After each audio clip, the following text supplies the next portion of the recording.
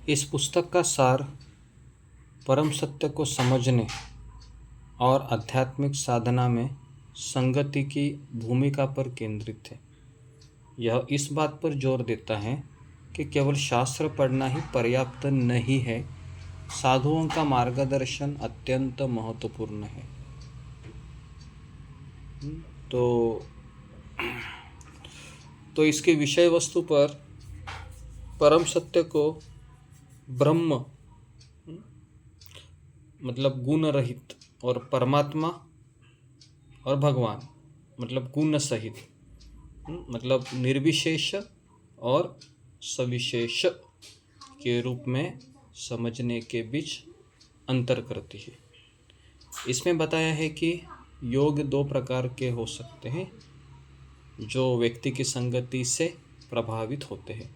अगर ज्ञानी साधुओं की संगति के माध्यम से वैराग्य या भक्तों की संगति के माध्यम से भगवान को संतुष्ट करने के लिए प्रेमपूर्ण सेवा होना, अंततः इसके विषय वस्तु अपने कर्मों के परिणामों को या अपने कर्मों के फलों को भगवान को अर्पित करने के महत्व पर प्रकाश डालती है, चाहे वह वैराग्य से हो या प्रेम से, तथा यह सच्चे योग को भौतिक लाभ के लिए मात्र कर्म कांडीय अर्पण से अलग करती है।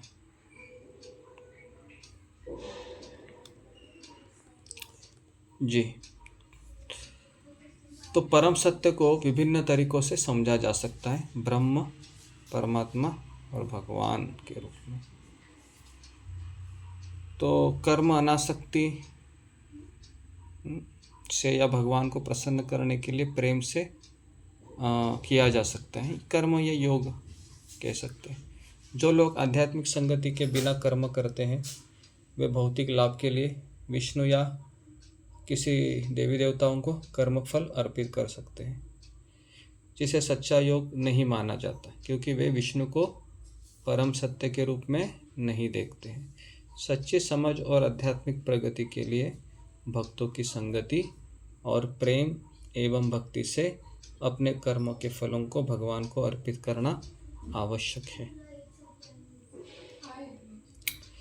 तो इस तरीके से तो हमने इसको देख लिया कि तो अभी हम देखते हैं कि किस तरह से हम इसको प्रश्नों को देख सकते हैं। इसमें तो शास्त्रों को समझने के लिए साधुओं की संगति की आवश्यक है। तो इस वीडियो के अनुसार शास्त्र को केवल पढ़कर समझना संभव नहीं है। साधुओं की संगति अत्यंत महत्वपूर्ण है क्योंकि वे हमें भगवान के बारे में ज्ञान प्राप्त करने और आध्यात्मिक सिद्धांतों का सही ढंग से पालन करने में मार्गदर्शन करते हैं। वे हमें आवश्यक संदर्भ और समझ प्रदान करते हैं जो हमें स्वयं प्राप्त करना अत्यंत कठिन होता है। उसके बाद दूसरा प्रश्न ऐसा भी हो सकता है कि विभिन्न लोग परम सत्य का ज्ञान कैसे प्राप्त करते हैं और उसका विकास कैसे करता है। तो इस वीडियो में बताया गया है कि व्यक्ति अलग अलग तरीक़ों से परम सत्य की साधना करते हैं। कुछ लोग इसे ब्रह्म के रूप में देखते हैं और ज्ञान योग का अभ्यास करते हैं, जबकि अन्य लोग इसे गुणों के साथ देखते हैं और भक्ति योग में संलग्न होते हैं।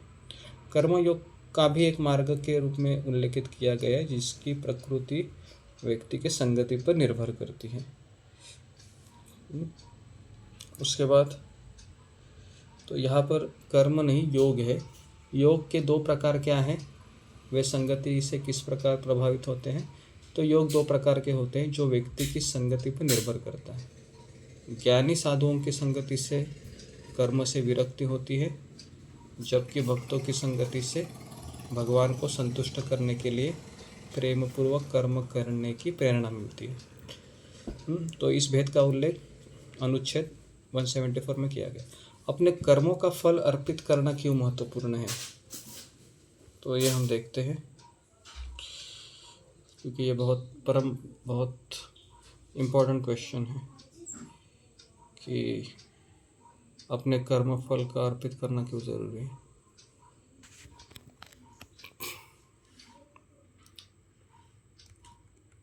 जी, तो इस वीडियो में इस बात पर जोर दिया गया है कि वैराग्य आने के लिए कर्म के फल अर्पित करना आवश्यक है। कर्म से मुक्ति तभी मिलती है जब उसे भगवान को अर्पित कर दिया जाता है ना।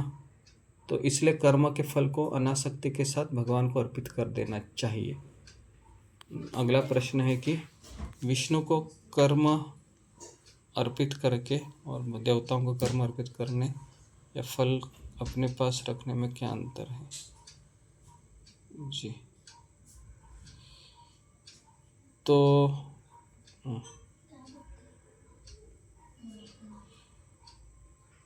तो इस वीडियो में बताया गया है कि बेहतर परिणाम पाने के लिए भगवान विष्णु को कर्म अर्पित करना सच्चा योग नहीं है ना, मतलब शुद्ध भक्ति नहीं है। इसी प्रकार बेहतर सुविधाओं के लिए देवताओं को अर्पण करना भी योग नहीं होता है। जो लोग अपने कर्मों का फल अपने पास ही रखते उन्हें चोर माना जाता है। सच्चे योग में विष्णु को परम सत्य के रूप में देखना और उनकी प्राप्ति की इच्छा करना शामिल है, न कि उन्हें भौतिक लाभ के लिए एक अन्य देवता के रूप में मानना। तो सारांश ये है कि निस्वार्थ अर्पण को भगवान या देवताओं को बेहतर भौतिक परिणामों की इच्छा के लिए जाने वाला अर्पण से अलग करता है, जो सच्चा योग नहीं है। ठीक है, सच्चा योग क्या है कि भगवान की प्रसन्नता के लिए कार्य करना।